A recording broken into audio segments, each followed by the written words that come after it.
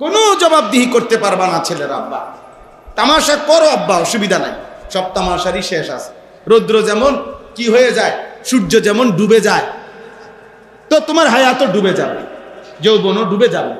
এই সক্ষমতা, এই বল, এই অহংকার, এই বেয়াদবি, এই উল্লাস কমবেই, কোনো সমস্যা না।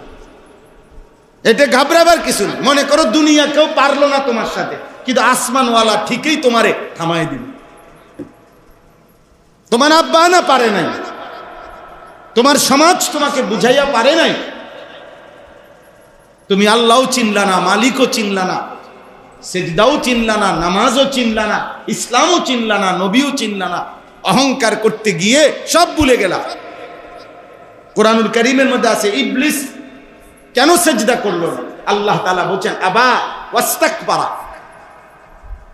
সে সেজদা দিতে অস্বীকার করলো। আর আল্লাহ সাথে সাথে বলল ওয়াস্তাকবারা, এবং সে অহংকার করলো। এজন্য প্রত্যেকটা ছেলেকে বলি আব্বা, এই কোরআনে এই কথাটা আদম এবং ইবলিসের ঘটনাটা 10 বার আছে কোরআন। কতবার? 10 বার। 10 বার এক কথা, 10 বার আল্লাহ কথাটা বলছে যে ইবলিস সেজদা দেয় নাই। এইটা নিশ্চিত কেন দিল না? অহংকারের কারণে। এজন্য যে নামাজ পড়ে না, যে সেজদা দেয় না, আল্লাহর কসম কোরআনের বক্তব্য হলো ও অহংকারী, ও বেয়াদব, বেয়াদব, বেয়াদব, বেয়াদব। 100% বেয়াদব, 100 বেয়াদব। পৃথিবীর নিকৃষ্ট বেয়াদব বেনামাজ, চূড়ান্ত বেয়াদব এই বেয়াদব। এই বেয়াদব অহংকারী। কারণ আল্লাহ এটাই বলছেন বারবার, ইবলিস সেজদা দিতে অস্বীকার করলো এবং অহংকার করলো। তাহলে এই অহংকারটা কি? সেজদা না দাও। কথা বোঝেন নাই? অহংকারটা কি করছে? এই সেজদা দেয় নাই, এটাই কি করছে? তাহলে সেজদা না দেওয়া এটা কি? অহং। কোরআনে আল্লাহ স্পষ্ট বলছে আলাইসা ফি জাহান্নামা মাসওয়াল লিল মুতাকাব্বিরিন। আল্লাহ বলেন শুনে নাও নাফরমান বান্দা, অহংকারীর ঠিকানা কেবলই জাহান্নাম। অহংকারীর ঠিকানা কেবলই কি? জাহান্নাম, জাহান্নাম, জাহান্নাম। আহা, নামাজ জীবনের শ্রেষ্ঠতম সম্পদ। নামাজ মুমিনের পরিচয়, নামাজ ইমানদারের সিম্বল, চিহ্ন। আল আহদুল্লাযী বাইনানা ওয়া বাইনাহুম তারকুস সালাহ। বিশুদ্ধ হাদিস। নবীজি বলছে আমাদের মাঝে আর কাফেরের মাঝে পার্থক্য, চুক্তি। এই কথার চুক্তি নামাজ পড়া এবং না পড়া। অর্থাৎ আমরা চুক্তি করে নিছি বেঈমানের সাথে, বেঈমান তুমি নামাজ পড়বা না, আমি ইমানদার পড়ব। আল্লাহ তাআলা নবীজি বলছেন পৃথিবীর সমস্ত ইমানদার যেন পৃথিবীর সমস্ত বেঈমানকে বলে দিছে পরিষ্কার, তোর লগে আমার পরিষ্কার কথা, তুই সেজদা দিবি না, আমি দেব। ফামান তারাকাহা ফাকাদ কাফারা। নবীজি বলেন যে নামাজ ছেড়ে দিল সে কাফের হলো। সে কি হলো? হাদিসে নবী সাল্লাল্লাহু আলাইহি সাল্লাম বলছে লা তাতরুকিস সালাতা মাকতুবাতাম মুতাআম্মিদা। ইচ্ছে করে কোনোভাবেই ফরজ নামাজ ছেড়ে দিও না, ফরজ নামাজ ছেড়ে দিও না। কেন? ফাইন্নাহু মান তারাকাহা মাকতুবাতাম মুতাআম্মিদা ফাকাদ কাফারা। কেননা ফরজ নামাজ যে ইচ্ছে করে ছেড়ে দেয় সে কাফের হলো। আল্লাহ নবী বলছেন, আপনি জিজ্ঞাসা করেন আলেম ওলামা। এই জন্য তোমরা ভাইয়া আব্বা নিজেরা মুসলমান মনে করেই মসজিদে আসছো। তুমি মনে মনে ভাবো জানো তুমি মুসলমান, নাই তো তার মসজিদে আসতা না। হিন্দুর ফুত হইলে তার মসজিদে আইলা না, ইহুদি খ্রিস্টানের বাচ্চা হইলে তো আর মসজিদে আসতা না। তুমি এটা জানো যে তুমি মুসলমান, তাইলে যেহেতু তুমি জানোই তাহলে নামাজ পড়লা না। তুমি যেহেতু বোঝোই তুমি মুসলমান, তাহলে নামাজ পড়ছো না কেন? আর নামাজে যদি পড়তে মন না চায় তো ইসলামের পরিচয় ধরে রাখতেছো কেন? যে কোনো একজন অ্যাডভোকেটের থেকে এফিডেভিট করে নিজেরে বেঈমান ঘোষণা দিলেই তো ভালো হয়, তাহলে সহজ হয়, অনেকটা সহজ হয়ে যায়। একবারে প্রকাশ্যে খোলামেলা পরিষ্কার বলে দিলেই ভালো যে পৃথিবীবাসী, ইসলাম আমার পছন্দ না, আল্লাহ আমার পছন্দ না, মদিনার নবী আমার পছন্দ না। চুল দিয়া তো দেখাইলাই আমি বেঈমানকে পছন্দ করি, গায়ের জার্সি দিয়া তো দেখাইলাই আমি বেঈমানকে পছন্দ করি, দিবানিশি ব্রাজিল আর্জেন্টিনার সাপোর্টিং করে তো বুঝাইলাই আমি বেঈমানকে পছন্দ করি। রাত্র দিন মোবাইলে উলঙ্গ অশ্লীল ছবি দেখাইয়া দেখে এটা তো প্রমাণই করে দিলা আমি কুফর নাফরমানি পাপকেই পছন্দ করি। তো আর এতটুকু ধরে রাখছো কিতা? এতটুকু আর ধরে রাখছো কেন?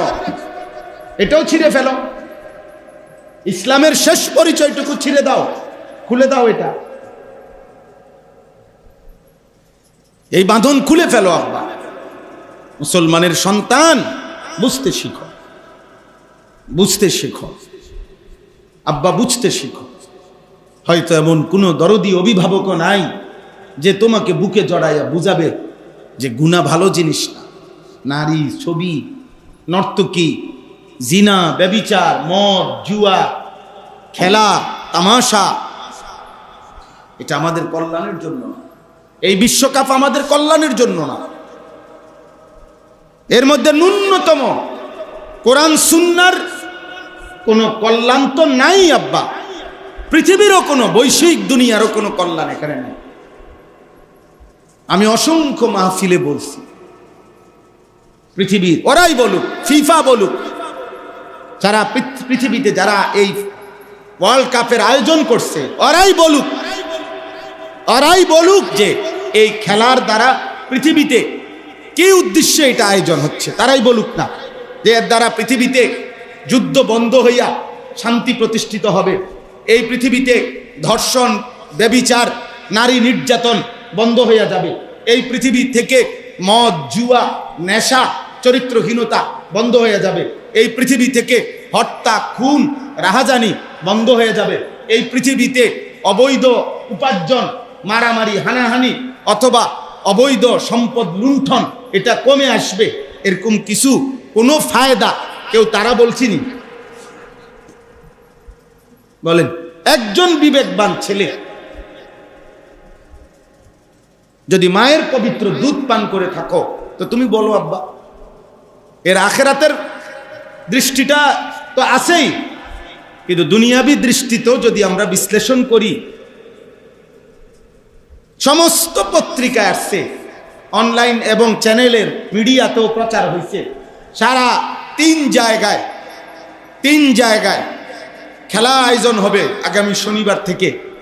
এই তিন জায়গায়, না শনিবার না, আরো আগে মনে হয়, তো তিন জায়গাতেই আমেরিকা, কানাডা এবং মেক্সিকো, এই তিন জায়গায় নিয়ে এই বিশ্বকাপ, ফুটবল বিশ্বকাপ যেটা হতে যাচ্ছে বৃহস্পতিবার থেকে, তিন জায়গায় বর্তমানে, খোদার কসম বুঝার জন্য বলতেছি, শুধু বুঝার জন্য বলতেছি, তিন জায়গাতেই মিডিয়ার এটাই সংবাদ যে তিন জায়গাতেই সবচেয়ে বেশি বর্তমানে চাহিদা যৌনকর্মী, যেই সমস্ত নারী দেহ বিক্রি করে তাদের রেট সবচেয়ে বেশি।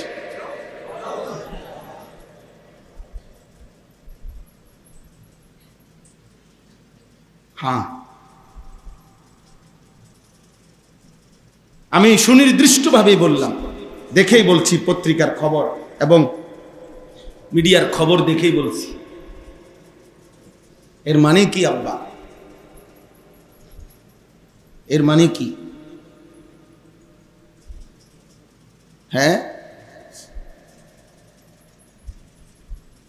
অতএব কি পরিমাণ মদের বোতল সরবরাহ হবে, কি পরিমাণ নারী সরবরাহ হবে,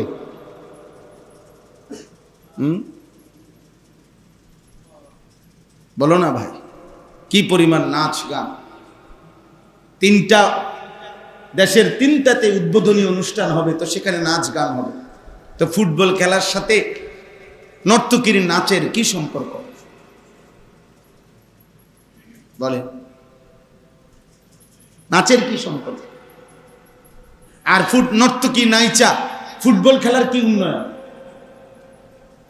এটা সম্পূর্ণ জাহিলিয়াত, স্পষ্ট কিতাবে আছে, আমরা সবাই পড়ছি। নবীজি সাল্লাল্লাহু আলাইহি সাল্লামের জামানাতেও মক্কার কুরাইশ কাফেররা তারা যুদ্ধের ময়দানে যখন যাইতো, মুসলমানদের বিরুদ্ধে যুদ্ধে যাইতো, তাদের নারীদেরকে, তাদের নর্তকীদেরকে সাথে রাখতো। তারা নাচতো, গাইতো, তারা উল্লাস করত, গান শুনাইতো, নাচতো আর গাইতো, তাদের সৈন্যদেরকে মনোরঞ্জন করত, যেন মুসলমানদের বিরুদ্ধে যুদ্ধ মজবুত করতে পারে।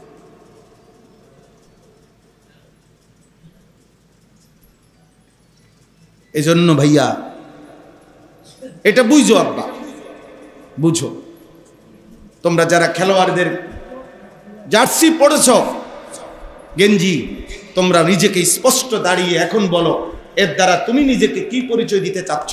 মুসলমান না ব্রাজিল? মুসলমান না আর্জেন্টিনা? বলো ভাই।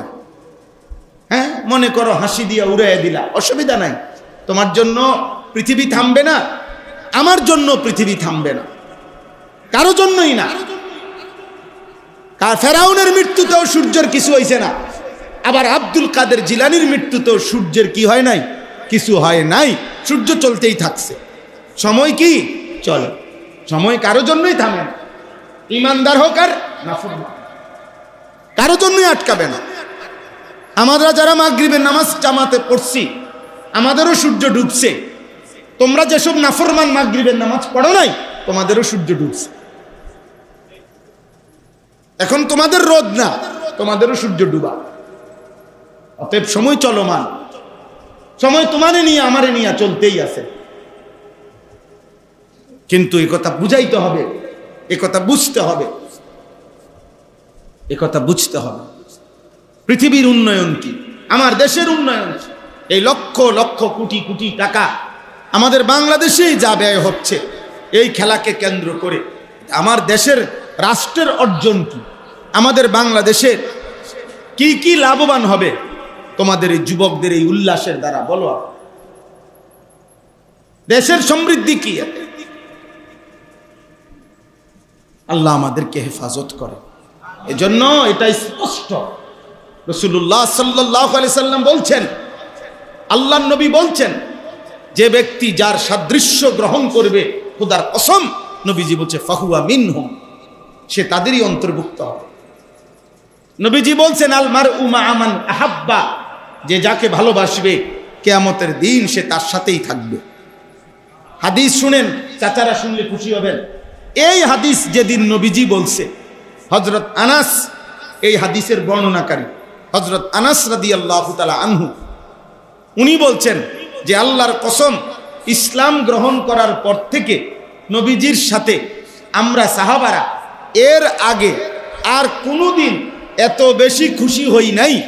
এই দিন যে পরিমাণ খুশি লাগছে যে নবী বলছে যে যাকে ভালোবাসে তার সাথে হাসরের ময়দানে থাকবে। হযরত আনাস বলেন, আমি চিৎকার করে পৃথিবীবাসীকে বলতে চাই, আমি আল্লাহকে ভালোবাসি, আমি আমার নবী মুহাম্মদ সাল্লাল্লাহু আলাইহি সাল্লামকে ভালোবাসি, আর অতএব আমি আশা করি আখিরাতে জান্নাতে আমি নবীর পাশেই থাকবো ইনশাআল্লাহ। এই কথা তিনি বলেন, এই কথা ভেবে আমরা সাহাবীরা খুশি হয়ে গেছি, খুশি হয়ে গেছি যে হ্যাঁ, যে নবীর সাথে জীবন কাটাইলাম দুনিয়ায়, ভালোবাসার বরকতে আশা করি আখিরাতেও ওনার সাথেই থাকবো।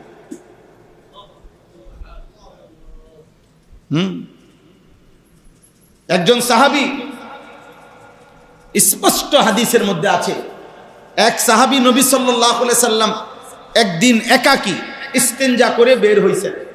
ওই সাহাবী দ্রুততম সময়ে নবীজির অজুর পানি, মেসওয়াক এগুলো এনে দিছেন। আল্লাহ নবী খুব খুশি হইছেন, খুশি হয়ে বলছেন, তুমি আমার কাছে একটা কিছু চাও, একটা কিছু চাও, আজকে দেব, যাও একটা কিছু বলো কি? নবীজি বলছেন, তখন ওই সাহাবী বলছে, আসআলুকা মুরাফাকাতাকা ফিল জান্নাহ।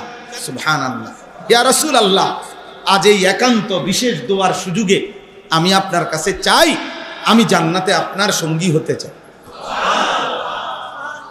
আল্লাহ নবী সাল্লাল্লাহু আলাইহি ওয়াসাল্লাম বলছে, আওয়া গায়রাহা, সাহাবী অন্য কিছু চাও, এটা না, ওই সাহাবী বললেন, ইয়া রাসূলুল্লাহ, আপনি বলছেন চাইতে, আমি এটাই চাইলাম, আমার এটা লাগবে, আমি আপনার সঙ্গী হতে চাই জান্নাতে।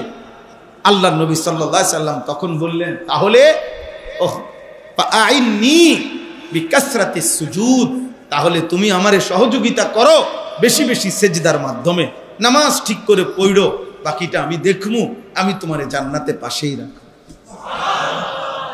সাহাবায়ে কেরামের একান্ত একটা দোয়ার সুযোগ পাইছে, একটা চাওয়ার, এই সুযোগটা কামে লাগাই দিছে যে নবী আপনার সঙ্গী হতে চায়। কি বুঝাইতে চাচ্ছ আল্লাহ? তোমরাই চালাক, আমরা সবাই বেকুব হয়ে গেলাম। ওই দেখো ওই বেয়াদব, ওর গায়ে হেলান দিয়া বসছে। মা, আপনারা দেখবেন, আপনারা যদি আপনাদের ছেলে, এই 200 ছেলে একসাথ করেন, ওদের চেহারা দেখলে, চুল দেখলে, ওদের নড়াচড়া দেখলে আফসোস লাগবে কোনো বিবেক বানে, যাহা আমাদের সন্তান কি করছে, আমরা কোথায়, ইসলাম কোথায়, দিন কোথায়, কোরআন কোথায়, নবীর সুন্নাহ কোথায়, মুসলমানের বাপ কোথায়, মা কোথায়, পরিবার কোথায়, পারিবারিক বন্ধন কোথায়, বলেন। নবী সাল্লাল্লাহু আলাইহি সাল্লামের স্পষ্ট হাদিস, সাহাবায়ে কেরাম বলতেন, আমরা যখন আমাদের সন্তান জন্মগ্রহণ করত, সর্বপ্রথম আমরা আমাদের কুলের বাচ্চাটাকে প্রথম নবীজি সাল্লাল্লাহু আলাইহি সাল্লামের কাছে নিয়ে আসতাম, নবীজির কোলের মধ্যে দিতাম, আর আল্লাহ নবী প্রথম খেজুর কিংবা মধু দিয়ে সামান্য চাবাইয়া তিনি উনার থুতু মুবারক সহ ওই বাচ্চার মুখে দিয়ে দিতেন, আর আমরা খুশি হইতাম যে সন্তানের প্রথম থুতু লালা মুহাম্মদ আরবি সাল্লাল্লাহু আলাইহি সাল্লামের পবিত্র লালা। গর্ব করতেন ওনারা, গর্ব করতেন যে আমার মুখে প্রথম যার লালা ঢুকছে সে নবী আরবি সাল্লাল্লাহু আলাইহি সাল্লাম।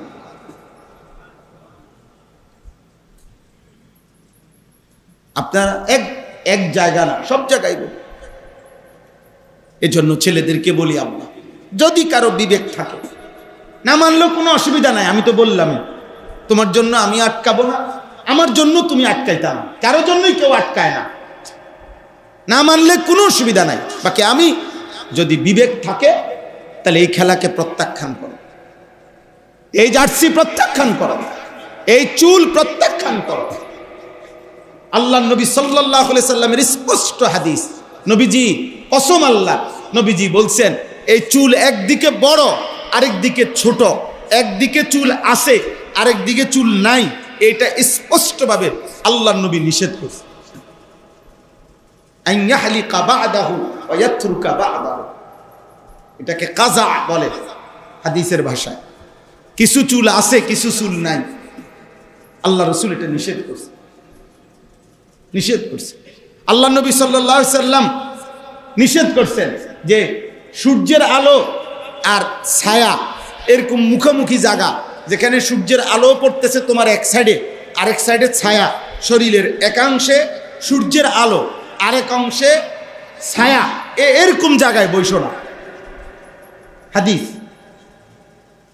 এটা শরীরের ক্ষতি করবে।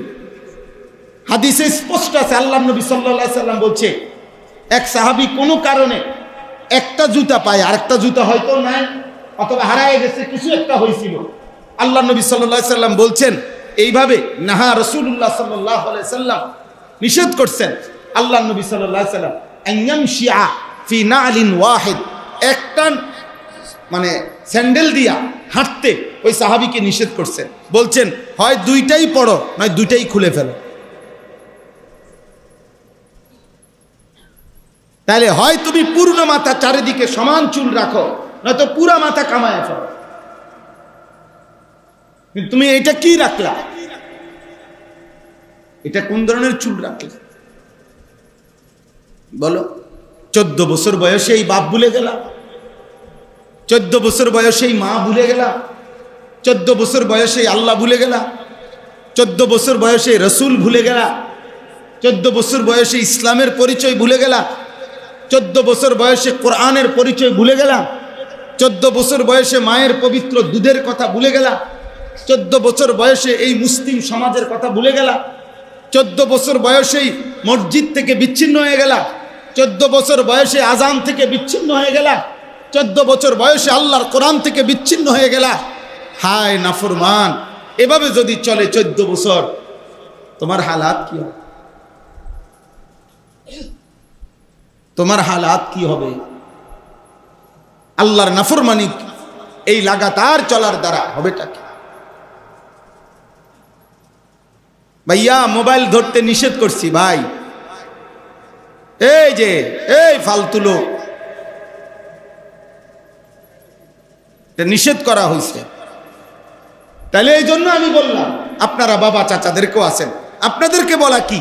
আপনাদেরকে বলা কথা হলো, আপনাদের প্রথম জিম্মাদারি, খোদার কসম মৃত্যু পর্যন্ত আপনি যদি আপনার ছেলের জন্য 1 শতক জমির ব্যবস্থা করে দিয়ে যাইতে না পারেন, আল্লাহর কসম এই কোরআন ধরে বললাম, এর কারণে আখেরাতে আপনি 1 বিন্দু ক্ষতিগ্রস্ত হবেন না, আপনারে কোনো জবাবদিহি করতে হবে না। কিন্তু আপনার স্ত্রী সন্তানের নাফরমানি, চরিত্রহীনতা, বেনামাজি জিন্দিগি, বেপর্দার জিন্দিগি, কোরআন পড়তে পারে না, নামাজ পড়ে না, পর্দা মানে না, আল্লাহকে সেজদা দেয় না, আল্লাহর কসম আপনারা প্রত্যেকটা বাবা আপনাদের স্ত্রী সন্তানের এই নাফরমানি জিন্দিগির ব্যাপারে হাসরের ময়দানে আল্লাহর কাঠগড়ায় দাঁড়াইতেই হবে, জবাবদিহি করতে হবে।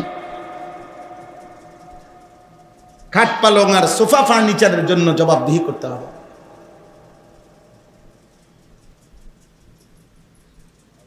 কেউ বলবে না কিয়ামতে, তুমি বাচ্চা থাকতে তোমার ফুতের লেগে ঘর করে দিয়ে গেল না। না, এটা কোনো দরকার না। দরকার ঈমান, ইসলাম।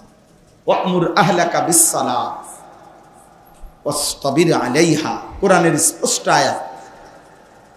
আল্লাহ বলছে, তুমি তোমার পরিবারের সদস্যদেরকে নামাজের আদেশ করো, নিজে নামাজের উপরে মজবুত থাকো। লা নাসআলুকা রিজকা, পরিবারের কারো জন্য রিজিকের কোনো পেরেশানি, সহযোগিতা আমি চাই না তোমার কাছে। নাহনু নারযুকুকা, আমি একাই আমি আল্লাহ সকলের রিজিক দেব। তোমার ফুত আমি পাঠাইছি, তোমার ছেলে আমি পাঠাইছি,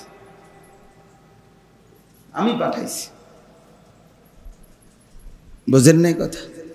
আল্লাহ ওয়াদা দিছে, নাহনু নারযুকুকুম ওয়া ইয়্যাহুম, আমি তোমাদেরকেও রিজিক দেব, তোমাদের পরিবারের সদস্যদেরকেও রিজিক। আর এই পৃথিবীতে মনে রাখবেন, রিজিক মানে শুধু ভাত তরকারি না। মানুষের জীবনে, হায়াতে, দুনিয়ার হায়াতে আল্লাহর পক্ষ থেকে মানুষ যা কিছু পাচ্ছে সব রিজিক। সূর্যের আলো, চন্দ্রের আলো, রৌদ্র, বৃষ্টি, আগুন, ফানি, হাসি, কান্না, স্ত্রী, ছেলে মেয়ে, ভাত, মাছ, চাল, ডাল, জমি, ফসল, খাদ্য, ঘুম, আহার, নিদ্রা, এক কথায় সব রিজিক। সব কি বলেন না? সব রিজিক। মানে আল্লাহ তাআলা যা দিচ্ছেন সবই কি রিজিক। আর আপনার যদি এমন হয় যে না, আমার এমন কিছু আছে যেটা আমি আল্লাহ ছাড়া অন্য কেউ দেয়, তো ঠিক আছে, এমন যদি আপনার থাকে তো থাকছে, আমার এমন নাই। আমার কাছে আমার জানা মতে আমার আল্লাহ দেয় না এমন কিছু আমার কাছে নাই। অন্যদের কাছে আছে কিনা সেটা সে বলতে পারে। কিন্তু আমরা কি মনে করি, আমাদের আল্লাহ ছাড়া আমাদেরকে যাররা পরিমাণ দেনেওয়ালা আর কেউ আছে? বলেন না, আর কেউ আছে? তো সেই আল্লাহকে ভুলে যাওয়া, সে আল্লাহর কোরআন ভুলে যাব কেন? সে আল্লাহকে ভুলে যাব কেন? চলেন, এজন্য আজকে এতগুলো কথা বলার অর্থ হইল, ছেলেদেরকে বলি, বাবা গুনাহ ছাড়ো, আব্বা তোমাদের কাছে অনুরোধ, বাস এমন সুন্দর জীবন নষ্ট করো না। এই নারী, এই ছবি, এই জিনা, এই ব্যভিচার, এই অশ্লীলতা পূর্ণ, এই উল্লাস, এই নর্তকীর নাচ গানওয়ালা এমন খেলা প্রত্যাখ্যান। শারীরিক সুস্থতার জন্য যদি নড়াচড়া করতে হয় তো তুমি কিছু শরীর নড়াচড়া করো, তুমি নিজস্ব ব্যায়াম করো, তোমার শরীর ফিটনেস ধরে রাখো, গুনাহ নাই, কোনো গুনাহ নাই। শুধু নামাজের ক্ষতি না হইলে, হারাম কোনো কিছুটার সাথে যুক্ত না হইলে, শারীরিক নড়াচড়া তো যায়,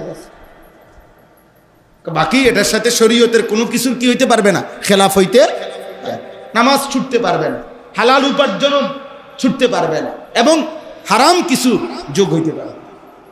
আমাদের খতিবে আজম মোনাজের জামান আল্লামা নুরুল ইসলাম অলিপুরি দামাত বারাকাতুহুমুল আলিয়া এই কয়েকদিন আগে স্পষ্ট এই ব্যাপারে বক্তব্য দিয়েছেন। হযরত এটা পরিষ্কার বুঝায় যে 3 জিনিস যদি না হয় তো স্বাভাবিক যে কোনো রকমের খেলাধুলা, নড়াচড়া, শারীরিক ব্যায়াম, কসরত জায়েজ আছে।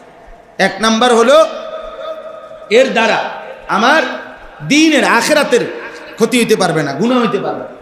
2 নাম্বার হলো দুনিয়াবি হালাল প্রয়োজন, আপনি আপনার দোকান থুইয়া, ব্যবসা থুইয়া, চাকরি বাদ দিয়া, পড়ালেখা বাদ দিয়ে হাতে খেলে না, দুনিয়াবি হালাল যা প্রয়োজন এইটারও ক্ষতি হইতে পারবে না। আর 3 নাম্বার এটার সাথে কোনো গুনার কিছু মিশ্রণ থাকতে পারে। আল্লাহ আমাদেরকে বুঝার তৌফিক দান করেন। আমরা স্পষ্ট বললাম, কারো বিবেকে যদি থাকে তুমি মিলাইয়া নিও দুনিয়াবি উপকার আছে কিনা।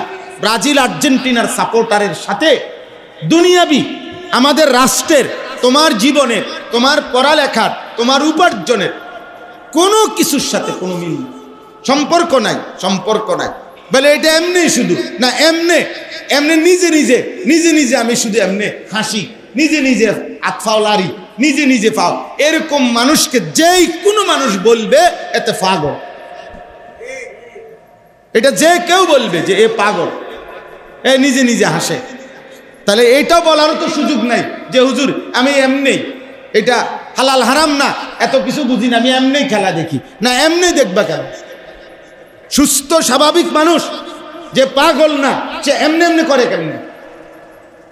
স্বাভাবিক সুস্থ মানুষের তো একটা কাজের, আমি ক্যান্টনমেন্ট থেকে রওনা দিলাম, আমার পথে একজনে জিজ্ঞাসা যদি করে কই যান, না কোনো আনে যাই না, এমনি আড়িয়ে, তো হেইতে কি করবো? পাগলে না, কথা বুঝেন না? বাসে যদি কন্ট্রাক্টরে জিজ্ঞাসা করে প্যাসেঞ্জার রে যে কই যাবেন, না কোনো আনে যাবো না, এমনি বইছি আর কি, তো হেল্পার রে কি বলবে কন্ট্রাক্টর? এই পাগল উড়াইছ কীর্তি, তে কই কি এমনি বেলে বলছে বলে, তাহলে এটা হইতে পারেনি কর্মে। তাইলে কি কারণ? আখিরাতের কোনো উন্নতি নাই, রাষ্ট্রের কোনো উন্নতি নাই, আমার ব্যক্তির জীবনের, দুনিয়ার হায়াতেরও কোনো উপকার নাই, এমনি হওয়ারও কোনো কারণ নাই। তো কি কারণ হইতে পারে? আল্লাহ আমাদেরকে মাফ করে। আমরা গুনাহ ছাড়তে হবে, আমাদেরকে পাপ ছাড়তে হবে। দুনিয়ার ভালো থাকা, আখিরাতের ভালো থাকার জন্য অন্যতম জরুরি গুনাহমুক্ত জীবন। একজন মানুষের জীবনে 3টি জিনিস মৌলিকভাবে জরুরি। কয়টি জিনিস বলেন? এই শেষ কথা আমার, এই আয়াতটা পড়ার জন্য এই 3টা কথা বললেই মুখে আপনি শেষ। 1 নাম্বার ঈমান। 1 নাম্বার ঈমান। ঈমানবিহীন জীবন ব্যর্থ। যার ঈমান নাই ওই মানুষ পৃথিবী যদি 10-12 মালিক হয় তারপরও সে কি ব্যর্থ, ব্যর্থ। 1 নাম্বার সফলতা, কামিয়াবি, কৃতকার্যতা, এর জন্য প্রথম জরুরি কি? ঈমান জরুরি। ঈমানবিহীন মানুষ ব্যর্থ। পৃথিবীর সমস্ত কাফের ব্যর্থ, পৃথিবীর সমস্ত মুশরিক ব্যর্থ। 1। 2 নাম্বার তাকওয়া। 2 নাম্বার কি বলেন? তাকওয়া। তাকওয়া মানে কি? তাকওয়া মানে 2 কথা। 1, গুনাহ থেকে বেঁচে থাকা, আদেশ পালন করতে থাকা, আল্লাহর রাসূলের নিষেধগুলো বর্জন করা, আল্লাহ আদেশগুলো পালন করা, এটা আমাদের জীবন তাকওয়া। এখানে কোনো অফিস টাইম, বিরতি টাইম নাই। তাকওয়ার থেকে মুক্ত ইমানদারের কোনো জীবন নেই। মানে এটা অফিস সিস্টেম না যে 8টা থেকে 4টা আমি আপনার অফিসের কর্মচারী, অতএব এই 8 ঘন্টা আপনি যা বলতেছেন আপনার অফিসের নিয়মে আমি চাকরি করলাম। 4টায় যখন ছুটি, এবার আমি মুক্ত, স্বাধীন। এবার পরের দিন 8টা পর্যন্ত আপনার আর জানার দরকার নাই আমি কি করি, কি খাই, আমি হাসি না কাঁদি, আমি নাচি না গুঞ্জাই, আপনার দরকার নাই। আমারে আবার কালকে 8টা বাজে আপনি আমার অফিসে পাইলেই হইল না। ইসলাম এটাকে বলে না যে আল্লাহ এখন আমি মাগরিব পড়ছি, এসা পর্যন্ত মাঝখানের এই 1.5 ঘন্টা আপনার কোনো জানার দরকার নাই। আমি নাচি নইলে লাফাই, আমি হাসি নইলে কান্না করি, আপনার কোনো দরকার নাই। আমারে আবার এশার নামাজে পাইলেই চলবো। আবার এশার পরে ফজর পর্যন্ত মাঝখানের 8 ঘন্টা আপনার কোনো কাজ নাই। এরকম না, বরং একজন মোমেন, একজন ইমানদার 24 ঘন্টা একই নিয়মে চলবে, গুনাহ থেকে বাঁচবে, আল্লাহ রসুলের আদেশ পালন করবে। এটারে কি কয়? তাকওয়া। এটারে কি বলে বলেন? তাকওয়া। তাকওয়া, তাকওয়া। আল্লাহ রসুলের তরিকায় চলা, গুনাহ থেকে বেঁচে থাকা, ইবাদত করতে থাকা। কেউ পালন না করলেও এটাই সত্য, কেউ না মানলেও এটাই সত্য। 3 নাম্বার কইছি না, 3টা কথা। 3 নাম্বার কথা হলো এই দ্বিতীয় কথার সংশোধনী, অর্থাৎ দ্বিতীয় বিষয়টার মধ্যে একটা ঝামেলা আছে। ঝামেলাটা হইল তাকওয়া আমার জীবনে জরুরি, মানে গুনাহ আমি করব না, আমল আমি ছাড়ব না। বলেন তো কি কইছি? গুনাহ আমি, আমল আমি, কিন্তু যত কিছুই বলি আমি, যত কেয়ারফুলি থাকি, আমার দ্বারা গুনাহ হবে, এটাই স্বাভাবিক। আমার আমল ছুটবে, গুনাহ হবে, আমলও কি হবে? ছুটে যাবে। তো তাইলে এবার আমার করণীয় কি? এই 3 নাম্বার হলো ইস্তিগফার ও তওবা। 3 নাম্বার কি? ইস্তিগফার ও তওবা। আল্লাহ বলেন কোনো অসুবিধা নাই বান্দা, চলতে থাকো, হাঁটতে থাকো, যে যখনই পিছলা খাইয়া পড়বা, পিছলা খাইবাই তুমি, অসুবিধা নাই, আবার ঘুরে দাঁড়াও। তার মানে ইস্তিগফার ও তওবা করো। ইস্তিগফার ও তওবা মানে কি? ইস্তিগফার মানে হলো গুনাহ ছেড়ে দিয়ে মাফ চাওয়া। তওবা মানে হইল পুনরায় ইবাদত শুরু করে আল্লাহর কাছে ফিরে আসা। এটা বুঝতে হবে। গুনাহ ছেড়ে দিয়ে মাফ চাওয়া, এটাকে বলে ইস্তিগফার। আর পুনরায় ইবাদত শুরু করে আল্লাহর কাছে ফিরে আসা, এটাকে বলে কি? তওবা। বলেন তাহলে ইস্তিগফার কাকে বলে? বলেন গুনাহ ছেড়ে দিয়ে মাফ চাওয়া। বলেন এই কথাইটা বলেন, এটারে কি বলে? ইস্তিগফার। আর তওবা বলে কাকে? পুনরায় ইবাদত শুরু করে আল্লাহর কাছে কি করা? ফিরে আসা। যে ইবাদত শুরু করে সে আল্লাহর কাছে ফিরে আসে, এই জন্য বয়স্ক চাচাদেরকেও বলি, এ কথা জরুরি মনে রাখতে হবে যে কোনো ব্যক্তি গুনাহ ছাড়ে নাই, ইবাদত আবার শুরু করে নাই, এমনি শুধু বলতেছে আস্তাগফিরুল্লাহ ওয়া আতুবু ইলাই, এটা আপনি যত সুর দিয়েই কন, যত চোখের পানি ফেলেই বলেন, যত লড়াচড়া কইরা ডুললে কন, যত হুজুরের তালেই বলেন, যত ফিসাবের তালেই বলেন, যত বিরানির ফুটলার তালেই বলেন, যত খিচুড়ির ড্যাগের তালেই বলেন, এটা তাওবাতুল কাদ্দাবিন, এটা মিথ্যাবাদীর তওবা। এই লোক মিথ্যুক। তার আস্তাগফিরুল্লাহ মিথ্যা, তার আতুবু ইলাইহি মিথ্যা। কথা বুঝেন না? এটা কিতাবের কথা, এটা আউলিয়াদের কথা, এটা ওলামাদের কথা। আপনি সুদের টাকা সম্পূর্ণ আগের জায়গা, জেনে যেই টাকা এনে রয়ে গেছে, কিস্তি যেটা জেনে এটা রয়ে গেছে, বিড়ি পকেটে, হ্যাঁ, টেলিভিশনে উনি গিয়েই আইসেও টেলিভিশন থেকে আবার গিয়েই বসবে টেলিভিশনে, মসজিদে ঢুকবার আগে গালি দিয়ে আইছে, মসজিদে বাইরে ও গালি দেয়, মাইজগেন দিয়ে কয় আস্তাগফিরুল্লাহ রাব্বি মিন কুল্লি দামবিন ওয়া আতুবু, ডোলে এমনি লড়ে, কিতেন লড়েন, বাটপার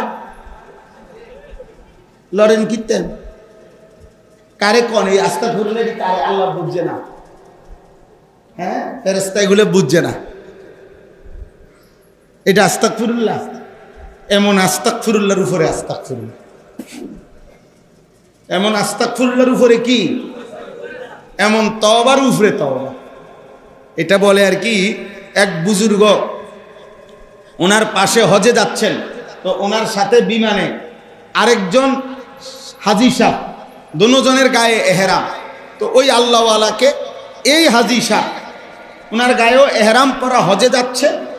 পরে উনি ওই বিমানের মহিলা যারা খাবার দেয়, বিমানবালা, এদের পোশাক আশাক কম, হ্যাঁ, এরা সুন্দরী। তো এই হাজি সাহেব ওই আল্লাহওয়ালাকে বলতেছে, হজরত পাকিস্তানের হজরত করাচি হজরত যাকে বলে, ওনার ঘটনা আর কি উনি শুনাইছেন। তো এই হাজি সাহেব এহরাম পরা, উনি ওই মহিলাদের দিকে তাকায় তাকাইয়া হঠাৎ আফসুস করতে করতে বলতেছেন, হজরত আস্তাগফিরুল্লাহ আস্তাগফিরুল্লাহ, ইয়ে কেসা মঞ্জার হ্যাঁ, আস্তাগফিরুল্লাহ আস্তাগফিরুল্লাহ, হযরত এটা কি দৃশ্য, মহিলাগুলো এত বেপরদা। তখন এই হযরত আল্লাহওয়ালা বলতেছে, ভাই তেরি আস্তাগফিরুল্লাহ পর আস্তাগফিরুল্লাহ, তোমার আস্তাগফিরুল্লাহর উপরে আস্তাগফিরুল্লাহ। মানে কেন? তুমি তো পুরা তাকাইয়াই আসো মহিলার দিকে, তাকাইয়া তাকাইয়া কইতে আসো আস্তাগফিরুল্লাহ, এটা কেসা আস্তাগফিরুল্লাহ, বুঝেন না? তো তিনি বললেন, আরে ভাই পহলে তো নজর হটাও ফের আস্তাগফিরুল্লাহ পড়ো। আগে তো কি করো? নজর হটাও, আরে আগে তো চোখ সরাও, এরপরে না কইবা কি আস্তাগফিরুল্লাহ। তুমি দি সাইয়া রইছো বেড়ির দিকে, তা আমনে যদি টেলিভিশনের দিকে সাইয়া সাইয়া এবারে কয় আস্তাগফিরুল্লাহ আস্তাগফিরুল্লাহ, কিও দুনিয়াটা কি শুরু হইল? কাকায় কয় আস্তাগফিরুল্লাহ, আমনের এরকম আস্তাগফিরুল্লাহর উপরে আস্তাগফিরুল্লাহ, আমনের এই বিড়ি খাওয়াই না আস্তাগফিরুল্লাহর উপরে আস্তাগফিরুল্লাহ, আমনের এই সুদের আর কিস্তির টাকার উপরে পরে আস্তাগফিরুল্লাহ, এটার উপরে আস্তাগফিরুল্লাহ, এমন আস্তাগফিরুল্লাহ হবে। হ্যাঁ, আখেরাত তামাশা না, আখেরাত পরকাল হাসরের ময়দান। ইমাম সাহেব রে টিয়া 200 না, টিয়া 200 দিয়া দিচ্ছেন, হুজুর খেয়াল রাখেন আমি চুরি চামারি যা করার করতেছি, আমনে এই সাইডটা ক্লিয়ার রাখেন, ধরে আল্লাহ চাইলে পারলে আবার দিমু, তখন রাখেন, আবার দিমু যে সময় পারি, 20 টাকা পারি, 50 টাকা পারি, 100 টাকা পারি, দিতে থাকবো আপনার। আমনে আখেরাতের এই সাইডটা আমনে ক্লিয়ার রাখেন, এই সাইডে তো আপনি দেখতে নেই আছেন আমি সুদ খাই, কিস্তি নেই, বাটফারি ছিটারি যা করার করি, এটা নেই, এটা আখেরাত? কথা বলেন, এটা আখেরাত? এটা তো মস্কারি করল। 200 টাকা দিয়ে আখেরাত কিনলেন? হ্যাঁ, 2টা ফ্যান দিছেন মসজিদে, এই 2টা ফ্যান দিয়ে আখেরাত কিনে ফেলছেন। 1 কাতার টাইলস দিয়া পরকালের জান্নাতের ব্যবস্থা করে ফেলছেন। হ্যাঁ, আখেরাতের দাম দিয়ে দিলেন 30,000 টাকা, এই জান্নাতের মূল্য শোধ করে দিছেন। কি মামুলি? তাহলে এত নবী কাঁদলেন কেন? এত সাহাবারা কাঁদলেন কেন? যুগ যুগ ধরে আউলিয়ারা কাঁদেন কেন? আখেরাতের ভয়ে কাঁদেন কেন? ওনারা নামাজ পড়ে না, এই জন্য কাঁদে। আরে নবী আউলিয়া সাহাবারা যুগে যুগে যে কাঁদছে রাত্র দিন, এই কারণে যে ওনারা নামাজ পড়ে না, এ কারণে যে ওনারা যাকাত দেয় না, এ কারণে যে ওনারা আল্লাহর হুকুম মানে না। তো সমস্ত ইবাদত শতভাগ করার পরেও রাত্র দিন চোখের পানি ফেলে কাঁদছে আখেরাতের ভয়ে, আল্লাহর ভয়ে।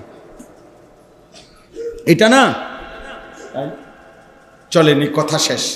অতএব আমি আপনাদের কাছে এই 3টা কথা বললাম। 1 নাম্বার ঈমান জরুরি। ছেলেরা বাবা, তোমাদের কাছেও কলিজার মধ্যে যদি কাফেরের প্রতি ভালোবাসা থাকে, কাফেরের প্রতি যদি যুক্তি দেখাও, ঈমানের সমস্যা হবে। গুনার উপরে যুক্তি দেখাইও না, গুনার উপরে যুক্তি দেখাইও না, খেলার উপরে যুক্তি দেখাইও না, তোমার তামাশার উপরে যুক্তি দেখাইও না। সাবধান, নাই তো শরীর থাকবে কিন্তু ঈমান থাকবে না।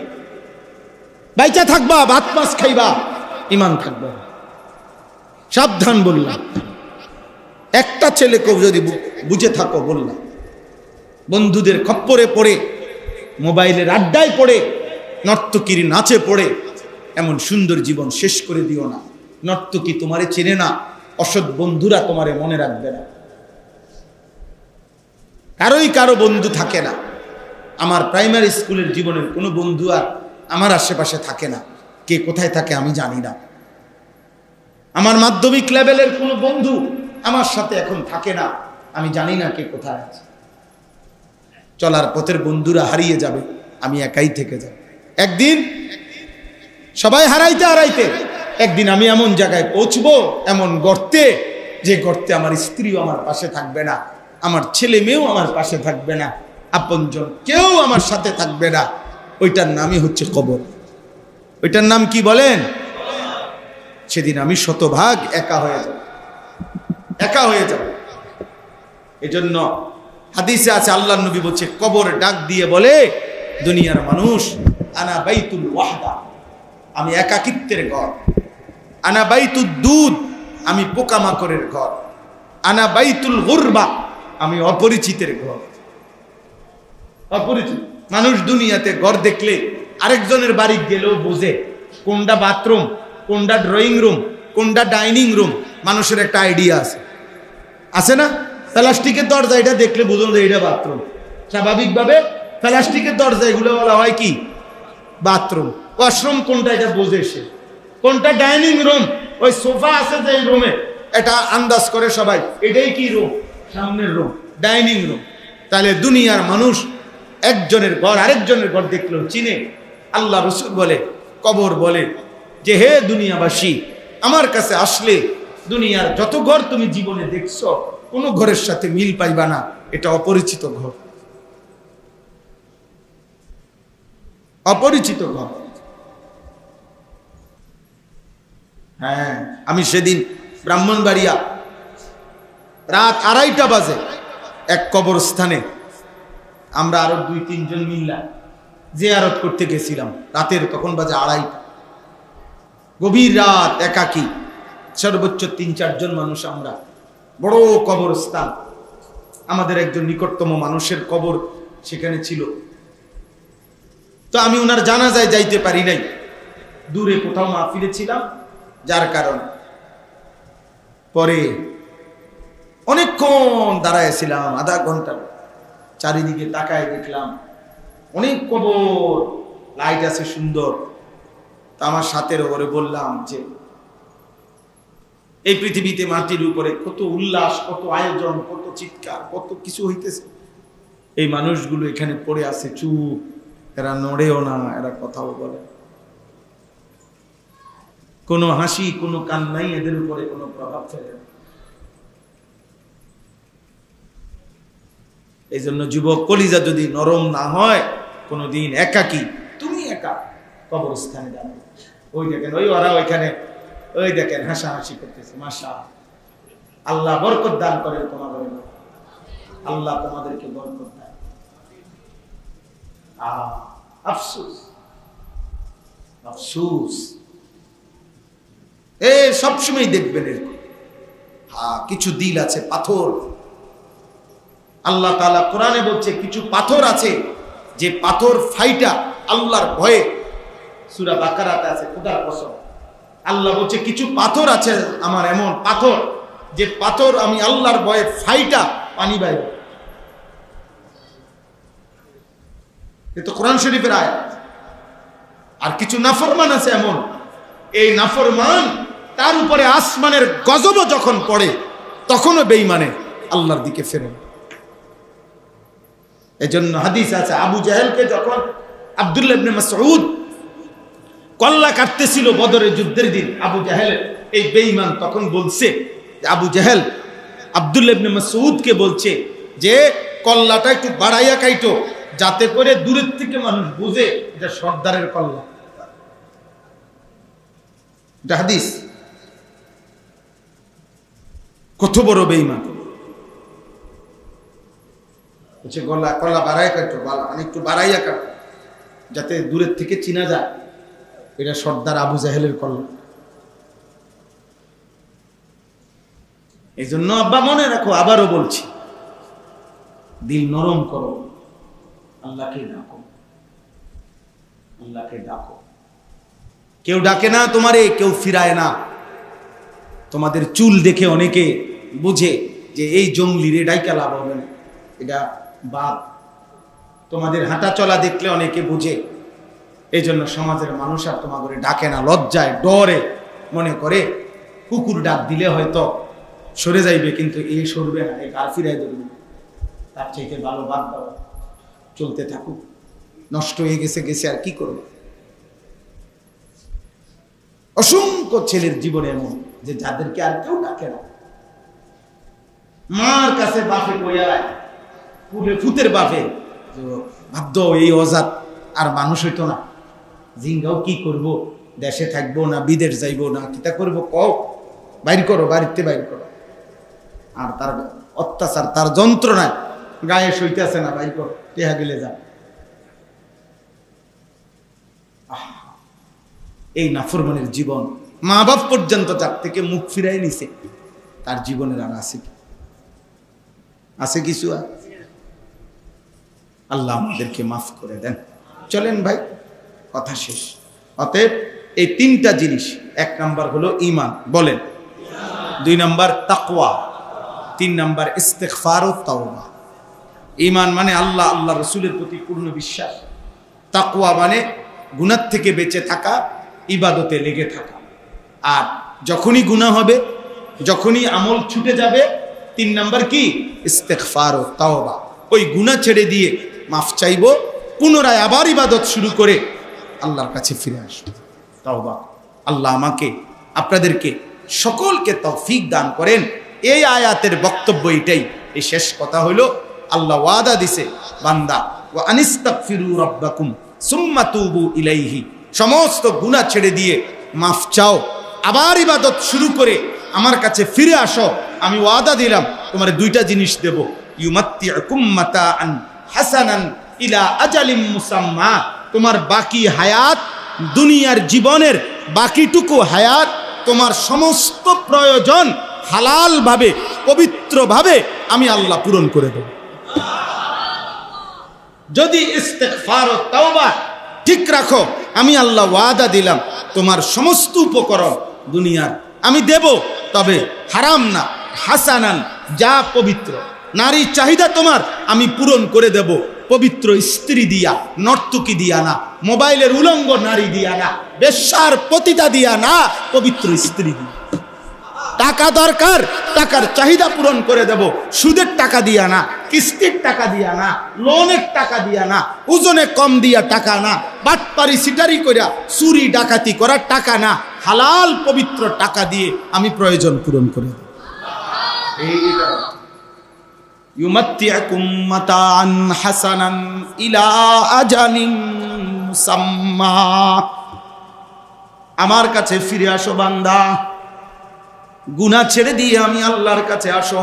আমি আল্লাহ ওয়াদা দিলাম বাকিটা হায়াত সব প্রয়োজন পূরণ করব, তবে যা কিছু পবিত্র হালাল তা দিয়ে।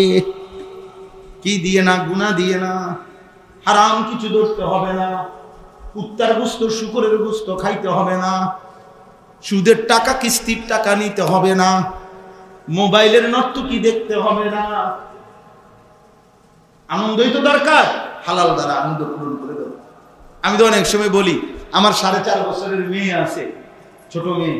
আমার মেয়ে যখন হাসে, আমি ওর দিকে তাকাইলে মনে হয় গোটা পৃথিবী হাসে, আমার দিল খুশ হয়ে যায়। ওর দিকে তাকাইলেই দিল শান্তি লাগে। আমার ছোট মেয়ে, তা আমার স্ত্রী আছে, তা আমার মন চাইছে, তা আমি আমার বিবির দিকে দেখে সুবিধা। নবী সাল্লাল্লাহু আলাইহি ওয়াসাল্লাম বলছে, স্বামী স্ত্রী যদি মেলামেশাও করে, আল্লাহর কসম নবী বলছে ওই ব্যক্তির আমলনামায় সাদকার সওয়াব হয়। সাহাবী জিজ্ঞাসা করছে, এত সওয়াব? নবীজি বলছে, এটা যদি হারাম কোন নারীর সাথে করে গুনাহ হয়? সাহাবী বলছে, অবশ্যই গুনাহ হয়। তাইলে পবিত্র স্ত্রীর সাথে মিলিত হলে নেকি হবে না কেন?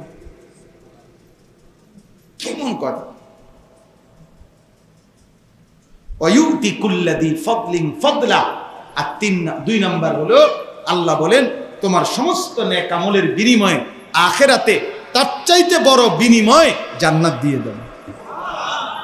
ওয়া ইন তাওয়াল্লাউ, আর যদি মুখ ফিরায়া নাও আমি আল্লাহর কথা থেকে, ফা ইন্নী আখাফু আলাইকুম আযাবা ইয়াউমিন কাবীর, তাহলে আমি আল্লাহ নবীজির ভাষায় বলছেন যে ভয়ঙ্কর, ভয়ানক, কঠোর, মারাত্মক আযাবের ভয় করছি। হে আমার উম্মত, তাহলে মনে রেখো, কবরে আযাব হবে, জাহান্নামের আযাব হবে, হাসরের ময়দান আযাব হবে, দুনিয়ার জীবনটাও সংকীর্ণ এবং কষ্টের। ফা ইন্না লাহু মাঈশাতান দানকা। আল্লাহ তাআলা বলেন, আমি ওয়াদা দিলাম, আমারে ভুলে গেলা, আমি আল্লাহ দুনিয়ার জীবন তোমারে পেরেশানির মধ্যে রাখো। পেরেশানি, হ্যাঁ, অনেক মানুষ আছে আপনার 24 ঘন্টা ইনকাম করে, 18 ঘন্টা বেচা কিনা করে। আমারে বলছে কয় হুজুর কোন কোন সময় ফেসাবে ধরলে কাস্টমারের সাফে 1 ঘন্টাও ফেসাব ধরে রাখি। হ্যাঁ 1 ঘন্টা দুপুরে ভাত দিয়ে গেছে ঘরের থেকে বাড়িত কইরা দোকানে, আসরের পরে ভাত খায়, টাইম নাই, শুধু বেচতেছে শুধু বেচতেছে শুধু বেচতেছে, কিন্তু নামাজও নাই, সেজদাও নাই, হালাল হারামর পার্থক্যও নাই। আপনি জিজ্ঞাসা করেন কিস্তি চলে কয়টা, কবে 60টা। কিস্তি চলে 6টা। কিরে না ফরমান, এত বেচা বেচলি কিস্তি দেয় না কা? হ্যাঁ কিস্তি কা শেষ হয় না? 10,000 টাকার ইমাম সাহেবের দিয়ে কিস্তি লাগে না, 6,000 টাকার মুয়াজ্জিন সাহেবের যে কিস্তি লাগে না। কথা বলেন না কেন? ইমাম সাহেবের কিস্তি আসেনি, মুয়াজ্জিনের কিস্তি লাগেনি, তো ওই চলে কেমনে বলেন না? কে চালায়? তো এই নাফরমান রে। এই জন্য দয়া করে আল্লাহ তাআলা বলছে দুনিয়ার জীবন পেরেশানিতে রাখো, সুখ মিলবে না। আল্লাহ আমাদেরকে হেফাজত করেন, আল্লাহ আমাদের সবাইকে হেফাজত করেন, আল্লাহ আমাদের সবাইকে মাফ করে দেন। চলেন আমরা ইনশাআল্লাহ জওয়ান বুড়ো নারী পুরুষ গুনাহ থেকে বাঁচব, বলেন ইনশাআল্লাহ। যুবক ভাই তোমাদের কাছে শেষ কথা হলো 5 ওয়াক্ত নামাজ পড়ো, বিশেষ করে ফজরের নামাজ। ফজরবিহীন মোমেন হয় না। ফজরের নাম আলহামদুলিল্লাহ সারা বাংলাদেশে আমরা ফজরের নামাজের জন্য খুব মেহনত করি, ফজর ক্যাম্পেইনের কাজ করি। আমাদের একটা কাজ আছে ফজর ক্যাম্পেইন, মানে ফজরের নামাজের মুসল্লি বৃদ্ধির চেষ্টা। ক্যাম্পেইন মানে প্রচারণা। সারা বাংলাদেশে অনেক যুবক ছেলে ইতিমধ্যে আমাদের এই কাজটা করে আলহামদুলিল্লাহ। স্কুলের ছেলে, কলেজের ছেলে, ইউনিভার্সিটির ছেলে, সাধারণ ছেলে, যারা কাজটা কি সহজ কাজ। একজন ছেলে সিদ্ধান্ত নিবে আমি ফজর পড়ব, আমার একজন বন্ধুকে ফজরের নামাজের জন্য মসজিদে ডাকবো। এই কাজ এভাবে যে যেখানে যদি করে, আমরা আশা করতেছি ইনশাআল্লাহ একদিন উল্লেখযোগ্য হারে ফজরের মুসল্লি বাড়বে।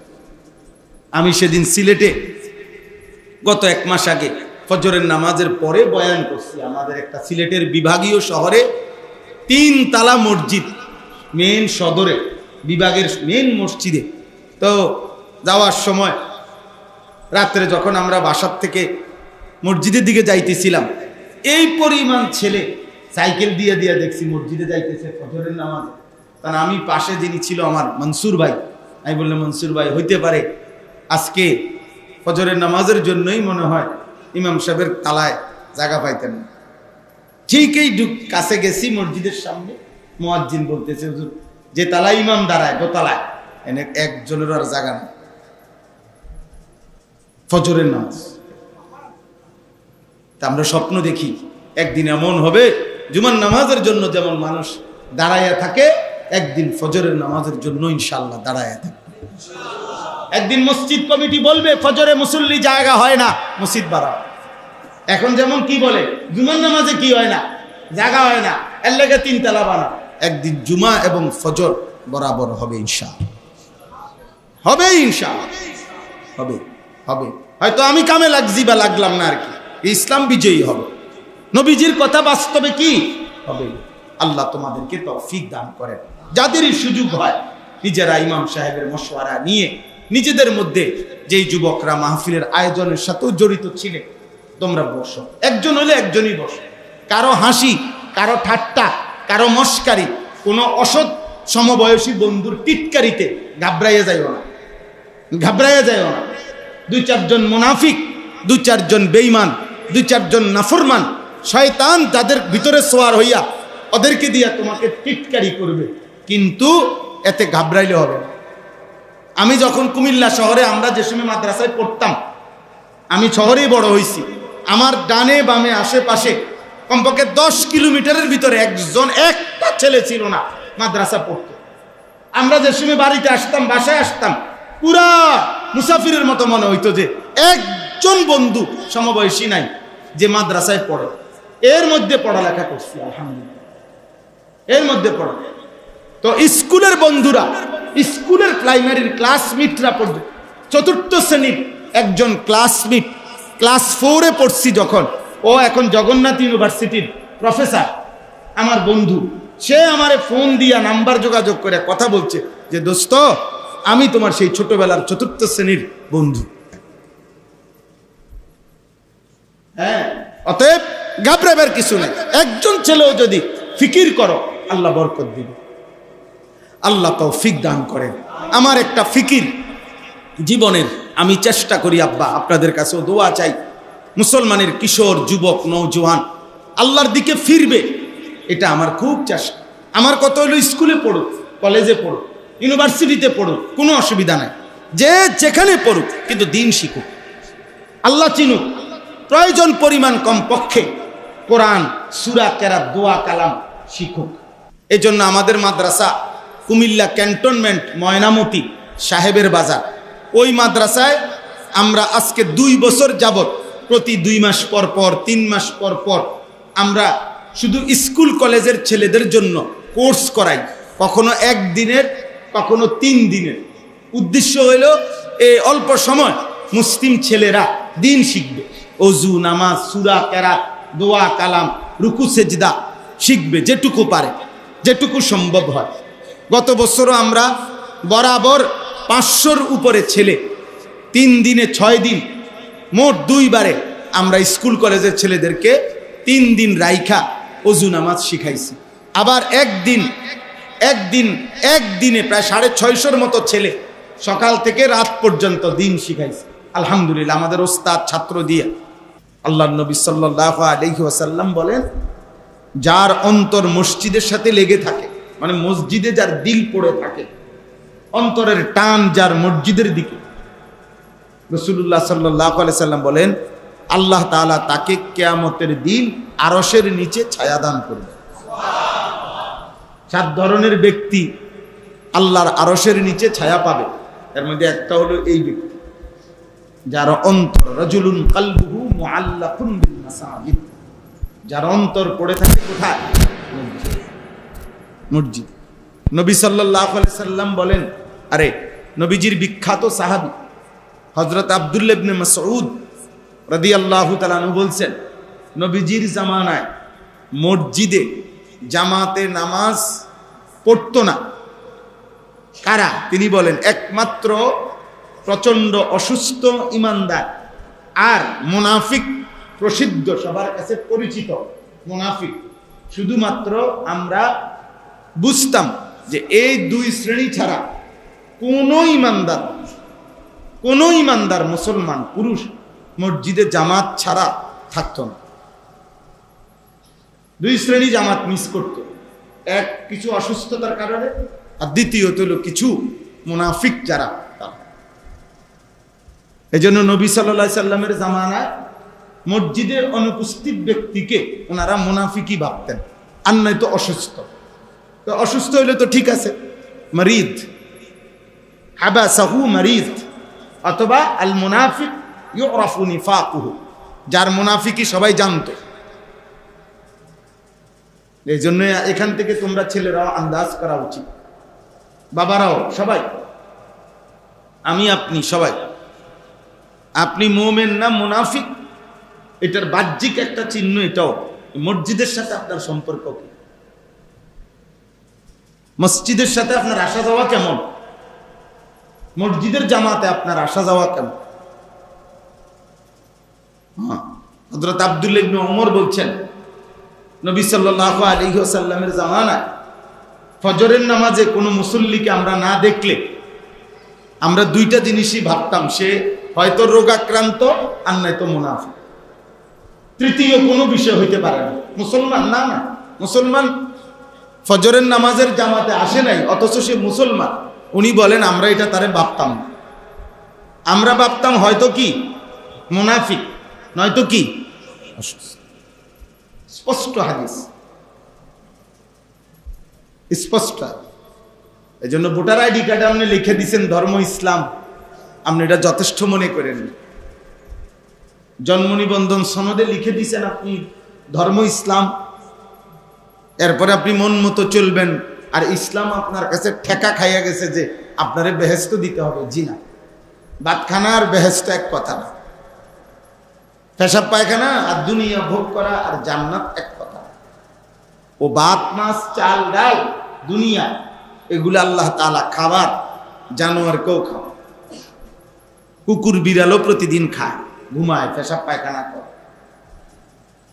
কুকুরেরও লজ্জাস্থানের চাহিদা পূরণ হয়, এই জন্য কুত্তারও বাচ্চা হয়, শুকরেরও বাচ্চা হয়। অতএব এতটুকু চাহিদা পূরণ হওয়ার মধ্যে কৃতিত্বের কিছু নেই, আলাদা ব্যক্তিত্বের কিছু নাই। যে খাইতেছি, ঘুমাইতেছি, পড়তেছি, মাশাআল্লাহ খুব ভালো আছি, আল্লাহ খুব ভালো রাখছে, কিতা ভাত খাইয়া, তো মাশাআল্লাহ ছাগল তো অনেক ভালো আছে খাইয়া পড়ে, মাশাআল্লাহ মাশাআল্লাহ গরু অনেক ভালো আছে, কখনোই ফরমালিন মুক্ত খানা খায়। জঙ্গলের প্রাণীগুলো আরো ভালো আছে, কারণ ওদের খাবারের মধ্যে কোনো ঝামেলা নাই। বাঘ ভাল্লুকের খানার মধ্যে ফরমালিন আছে, কোনো ঝামেলা আছে মনে হয়? কে মিশাইব, কে ফরমালিন, কার সাহসে কুলাবে? তো খাইয়া পড়ে মাশাআল্লাহ ভালো আছেন, যে কি ধরনের মাশাআল্লাহ। এই জন্য এক ইমানদার, এক মুসলমান ভালো থাকে ইমানে আমল, বাতে মাসে না। ভাত মাছ দিয়া ভালো থাকা না, ভালো থাকা কি দিয়া? ঈমান এবং কি দিয়ে? আমল। আল্লাহকে মানার মধ্য দিয়ে, হালাল হারাম মানার মধ্য দিয়ে, পাক নাফাক মানার মধ্য দিয়ে। এটা বলতে পারে যে আল্লাহর রহমতে, আল্লাহর দয়া, ছেলে মেয়ে বউ বাচ্চা নিয়ে সকলে নামাজ পড়ে, সবাই আল্লাহর কোরআন পড়তে পারে, আলহামদুলিল্লাহ আল্লাহ ভালো রাখছে। এটা বলার বিষয়, এটা প্রশংসার বিষয়, বুঝেন? কিন্তু একজন সুর, আরেকজন বেনামাজি, আরেকজন বেপর্দা, আরেকজন আপনার সুদখোর, আরেকজন হারাম উপার্জনকারী, এমনি খাইয়া দাইয়া ভালো আছে না, ভালো নাই। আপনি ভালো নাই।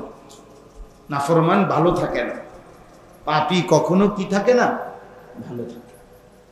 গুনাহগার ভালো থাকে না। গুনাহ এটা ভালো থাকার লক্ষণ না, পাপ এটা ভালো থাকার কি নয়, লক্ষণ নয়। আল্লাহ তাআলা আমাদের সবাইকে বুঝার তৌফিক দান করুন। দোস্ত আবারও বলছি, ছেলেরা দেওয়ালে ওয়ালে হেলান ছেড়ে দাও। এই ছেলে বেয়াদব আবার গেছে, এই বেটা বাইরে, বেটা মসজিদ থেকে বেটা বাইরে যাও তুমি। সে প্রথম একবার আমি তাকে ডাইকে আনছি, আবার গেছে। তোমার শরীরে না কুলাইলে নাফরমান বাইর। আবার হাসে, প্রতিবন্ধীর মতো হাসে, বেওকুফ, বুঝেও না যে আমারে বলতেছে।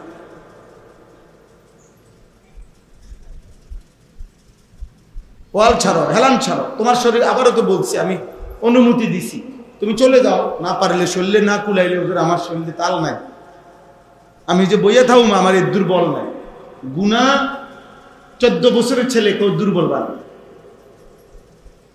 গুনাহ 16 বছরের নাফরমানকেও কি বানিয়ে দেয়, দুর্বল। জান চলে না, শরীর চলে না, এর একটাই কারণ গুনাহ। সুন্দর হইয়া বইও থাকতে পারে না, গুনাহ। কিন্তু ইবাদত 70 বছরের বুড়া মানুষকেও জোয়ান বানায়। হ্যাঁ, এটা পরীক্ষিত। ইবাদত নেকি শক্তি যোগায়, গুনাহ শক্তি ক্ষয় করে, এবং গুনায় ব্যক্তির কি নিয়ন্ত্রণ থাকে না। আল্লাহ তাআলা আমাদেরকে বুঝ দান করেন। আলহামদুলিল্লাহ, আলহামদুলিল্লাহ নাহমাদুহু ওয়া নাস্তাঈনুহু ওয়া নাস্তাগফিরুহু ওয়া নু'মিনু বিহি ওয়া নাতাওয়াক্কালু আলাইহি ওয়া নাউযু বিল্লাহি মিন শুরুরি আনফুসিনা ওয়া মিন সাইয়্যাতি আ'মালিনা। من يهده الله فلا مضل له ومن يضلله فلا هادي له ونشهد أن لا إله إلا الله وحده لا شريك له ونشهد أن سيدنا وحبيبنا ومولانا محمدا عبده ورسوله أما بعد فأعوذ بالله من الشيطان الرجيم بسم الله الرحمن الرحيم ألف لام را كتاب أحكمت آياته ثم فصلت من لدن حكيم خبير ألا تعبدوا إلا الله إنني لكم منه نذير وبشير وأن استغفروا ربكم ثم توبوا إليه يمتعكم متاعا حسنا إلى أجل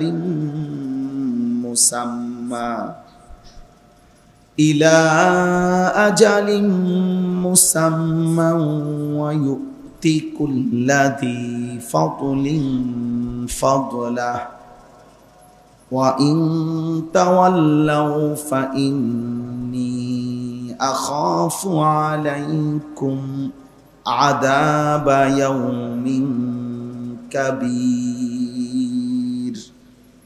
صدق الله مولانا العظيم وقال نبينا صلى الله عليه وسلم يا أيها الناس توبوا إلى الله جميعا فإني أتوب إليه في اليوم 100 مرة اللهم صل على محمد وعلى آل محمد كما صليت على إبراهيم وعلى آل إبراهيم إنك حميد مجيد اللهم بارك على محمد وعلى آل محمد كما باركت على إبراهيم وعلى آل إبراهيم إنك حميد مجيد سبحانك لا علم لنا إلا ما علمتنا إنك أنت العليم الحكيم الحمد لله আল্লাহ পাক রব্বুল ইজ্জত যুল জালাল ওয়াল ইকরামের ফজল কারাম রব্বুল আলামিনের অপরিসীম ইহসান মেহেরবানি দয়া আল্লাহ তাআলা আমাদেরকে আজ 9 জুন 2026 রোজ মঙ্গলবার কুমিল্লা জেলা মুরাদনগর উপজেলাধীন গুঞ্জর মধ্যপাড়া যুব সমাজ ও মসজিদ কমিটির উদ্যোগে আজকের এই মোতাবাররাক মাসিক ইসলাহি মাহফিলে আল্লাহ তাআলাই আমাদেরকে আসবার বসবার আল্লাহর জন্যই জমা হওয়ার তৌফিক দান করেছেন আলহামদুলিল্লাহ। দোস্ত এখানে একজন মোবাইল উঠালেন কেন? এটা তো অন্যায় করলাম ভাই, আমি তো সুন্দরভাবে নিষেধ করছি। বেয়াদবি করার চাইতে চলে গেলে ভালো। বাইরে গরু আছে, ছাগল আছে, এগুলো উঠাও, কাজ হবে। একটা গ্রামে কতটা ছাগল আছে তুমি উঠাও মোবাইল দিয়ে, কাজ যেহেতু নাই। একটা ইউনিয়নে কতটা অটো আছে এটা উঠাইতে পারো ইচ্ছা করলে, একটা একটা করে অটো। সিএনজি আছে কতটা, গরু কয়টা, ছাগল কয়টা, হাঁস কয়টা, মুরগি কয়টা, আলাদা আলাদা একটা সংখ্যা লিস্টি করো, তাহলে মানুষ জানলো যে তোমাদের ইউনিয়নে ছাগলের সংখ্যা কত। এটা উচিত না। মনে রাখতে হবে, কোনোভাবেই ছেলেদেরকে বলি আব্বা, একজন মানুষের সুস্থ সবল সারা দেহের সমস্ত অঙ্গের সুস্থতার টাইম হলো যৌবন। এটাই স্বাভাবিক কথা। একেবারে সব কিতাবের মধ্যেও আছে, কোরআন সুন্নাহর মধ্যেও আছে, এবং চিকিৎসা বিজ্ঞানের দৃষ্টিতেও মানুষের বয়স যখন 40 পূর্ণ হয় তারপর থেকে শরীর ভাঙতে শুরু করে, অর্থাৎ কম বেশি রোগ ব্যাধি ধীরে ধীরে শুরু হয়। এটাই স্বাভাবিক নিয়ম, এটাই চিরন্তন একটা স্বাভাবিক নিয়ম। কিন্তু কমপক্ষে 15 থেকে 40 এই 25 বছর মানুষের যৌবন, পূর্ণ যৌবন, পূর্ণ শক্তি সামর্থ্য, নিজেকে গড়া, নিজের জীবন সাজানো, নিজের জিন্দিগির প্ল্যান প্রোগ্রাম পরিকল্পনা স্বপ্ন ইচ্ছা আকাঙ্ক্ষা বাস্তবায়ন করা, দিবানিশি মেহনত করা, এর মূল সময় এটাই 15 থেকে 40, 25 বছর, 25 বছর। এজন্য হাদিসের মধ্যে আছে আল্লাহ তাআলা কিয়ামতের দিন প্রত্যেক মানুষকে তার হায়াতের ব্যাপারে 2টা প্রশ্ন করবে। একটা হলো জন্ম থেকে মৃত্যু পর্যন্ত বান্দা পুরা হায়াতের হিসাব দাও, আরেকটা হলো শুধু যৌবনকালের হিসাব। পরিষ্কার হাদিস, আন উমরিহি ফিমা আফনাহু, তোমার পুরা হায়াতের হিসাব দাও, পুরা হায়াত কোথায় ব্যয় করেছো। আবার বলবেন আল্লাহ, ও আন শাবাবিহি ফিমা আবলাহু, শুধু আলাদা আবার বলো যে তোমার যৌবন কালটা কোথায় ব্যয় করেছো। শাবাব মানে যৌবন।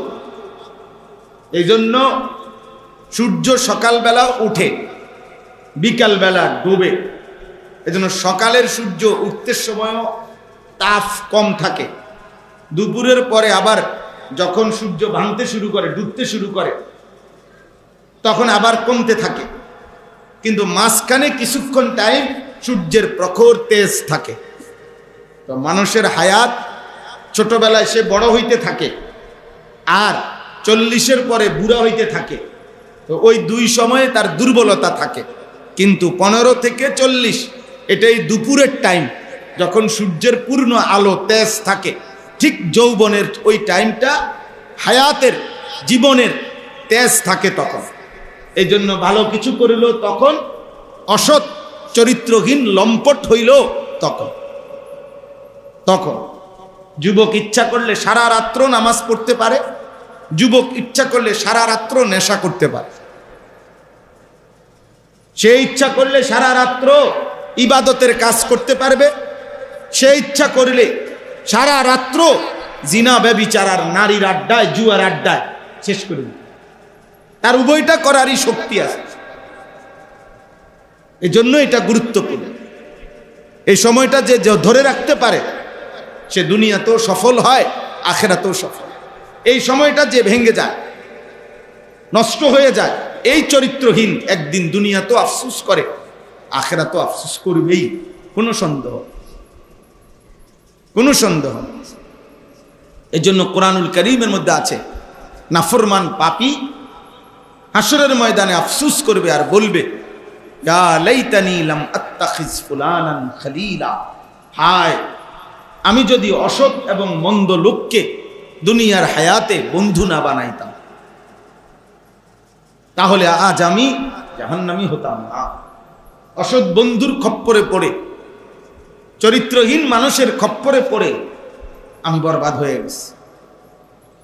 এবং কোরআনে আছে, আল্লাহ বলেন এই অসৎ বন্ধুত্বের চরিত্রহীন আফসোস করতে করতে নিজের আঙ্গুল দাঁত দিয়া কামড়াইয়া ছিঁড়ে ফেলতে চাই কিয়ামত। এই পরিমাণ আফসোস করুন ভাই। আপনাদের কোনো একজন ভাই, আপনাদের এই বাচ্চা মসজিদ থেকে বাইর করতে হবে, একেবারে ছোট বাচ্চা এগুলো, এদের যদি এই পরিমাণ কষ্ট দেয় তাহলে এটা সম্ভব হবে না বয়ান কর। আমি নয়তো চলে যাইতে হবে, আমার ধৈর্য না কুলাইলে আমি বলতে পারবো না। এই ছোট ছোট বাচ্চা এগুলো মসজিদ থেকে বের করে দেন ডাইরেক্ট, আর নয়তো ভিতরে ঢুকান।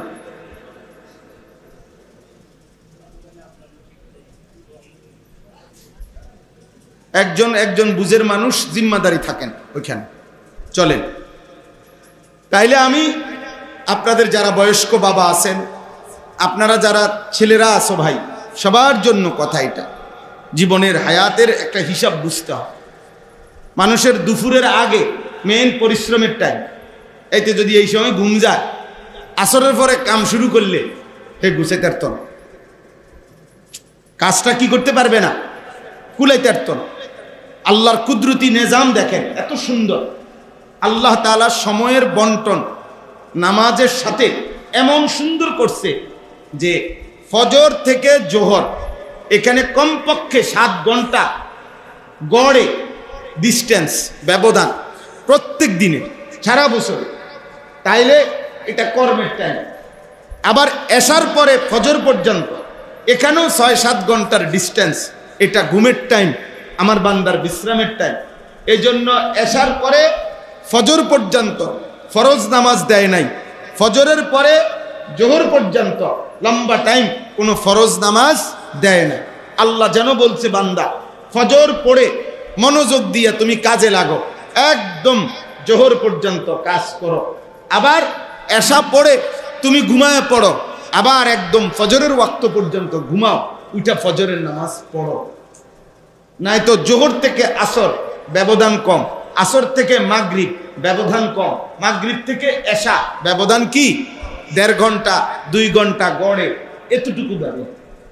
তাহলে আল্লাহ তাআলা কোরআনুল কারীমের মধ্যে বলছেন, ইন্নাস সালাতা কানাত আলাল মুমিনিনা কিতাবাম মাওকুতা, নিশ্চয়ই নামাজ আমার ইমানদার বান্দাদের উপরে ফরজ করা হলো সময় হিসাবে, মাওকুত।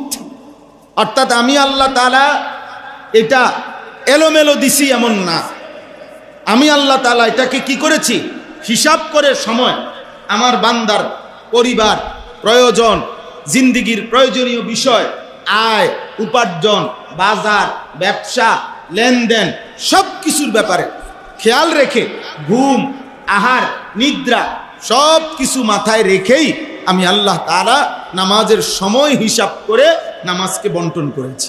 সুবহানাল্লাহ। অতএব কোনো ব্যস্ততার অজুহাতে, কোনো অজুহাতে, আল্লাহর কসম কোনো অজুহাতে সুস্থ স্বাভাবিক বিবেকবান কোনো মুসলমান নামাজ ছাড়তে পারে না। এজন্য নামাজ যে পড়ে না, হয় পাগল, নয় মাতাল, নয় প্রতিবন্ধী, নয় তার শিরা ছাড়া আর কোনো কারণ নেই। এটাই কারণ। এই পাগলের কোনো কি নাই, ভবিষ্যৎ জানে না। এই মাতাল, নেশাখোরের মতো মাতাল, এই কারণে এই মাতাল সব বুঝে, শুধু নামাজ বুঝে, শুধু নামাজ বুঝেন, আর কোনো কারণ নাই। নাই তো সব কিছু পরিকল্পিত, কিতাবাম মাওকুতা। আল্লাহ তাআলা বলেন, আমি যদি ফজরের পরে জোহরে 2 ঘন্টা পর পর নামাজ দিতাম, আমার বান্দার কাজের পেরেশানি হইত। এশার পরে ফজর আমি যদি 2 ঘন্টা পর পর আমার বান্দাকে হোমিওপ্যাথিক ওষুধের মতো 2 ঘন্টা পর পর ওষুধ, 1 ঘন্টা পর পর ড্রপ, হোমিওপ্যাথিক ওলারা এমনি দেয় না ওষুধ, তো এরম দিতাম, আমার বান্দার পেরেশানি হইতো। আমার বান্দা, আল্লাহ কোরআনে বলছেন, ইউরিদুল্লাহু বিকুমুল ইউসরা ওয়ালা ইউরিদু বিকুমুল উসরা। কোরআনে স্পষ্ট আয়াত, আল্লাহ তাআলা বলেন, বান্দা আমি আল্লাহ, আমি নিজে তোমার উপরে শরীয়তের বিধান দিতে গিয়ে আমি আল্লাহ নিজে তোমার সহজ যেন হয়, আল্লাহ বলে, বান্দা আমি এটা খেয়াল রাখছি। আমি ইচ্ছে করে আমি আল্লাহ তোমার একটা বিধান, ওয়ালা ইউরিদু বিকুমুল কঠিন হোক, আমি এটা চাই না। আমি জেনে বুঝে আমার বান্দারে কষ্টে ফেলতে আমি আল্লাহ কমপক্ষে চাই না।